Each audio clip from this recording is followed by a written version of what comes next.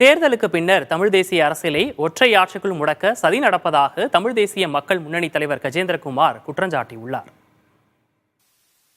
இலங்கை அதிபர் தேர்தலை தமிழக மக்கள் புறக்கணிக்க வேண்டும் என தமிழ் தேசிய மக்கள் முன்னணி தலைவரும் நாடாளுமன்ற உறுப்பினருமான கஜேந்திரகுமார் பொன்னம்பலம் அறிவுறுத்தியுள்ளார். கொழும்புவில் செய்தியாளர்களிடம் பேசிய அவர், தமிழ் மக்கள் பொது வேட்பாளருக்கு வாக்களிப்பதும் ஒற்றையாட்சியை வலியுறுத்தும் சிங்கள வேட்பாளருக்கு வாக்களிப்பதும் ஒன்றுதான் என கூறினார். பொது வேட்பாளருக்கு வாக்களிக்கும் பட்சத்தில் தேர்தலுக்கு பின்னர் தமிழ் தேசிய அரசியலை ஒற்றை ஆட்சிக்குள் முடக்குவதற்கான சகல சதித்திட்டங்களும் முன்னெடுக்கப்படும் என்றும் அவர் எச்சரித்தார். தமிழ் தேசிய கொள்கைக்கு உண்மையாக இருப்பதற்கான வாய்ப்பு அதிபர் தேர்தலை புறக்கணிப்பதன் மூலமே சாத்தியமாகும் என்றும் அவர் தெரிவித்துள்ளார். இதனிடையே அதிபர் தேர்தலில் போட்டியிடும் தற்போதைய அதிபர் ரணில் விக்ரமசிங்கேவுக்கு ஆதரவாக அமைச்சர் டக்ளஸ் தேவானந்தா பரப்புரையில் ஈடுபட்டார். முல்லைத்தீவு மாவட்டம் முத்து ஐயன்கட்டு, தேவிபுரம் உள்ளிட்ட பகுதிகளில் நடைபெற்ற பரப்புரை கூட்டங்களில் பங்கேற்று வாக்கு சேகரித்தார்.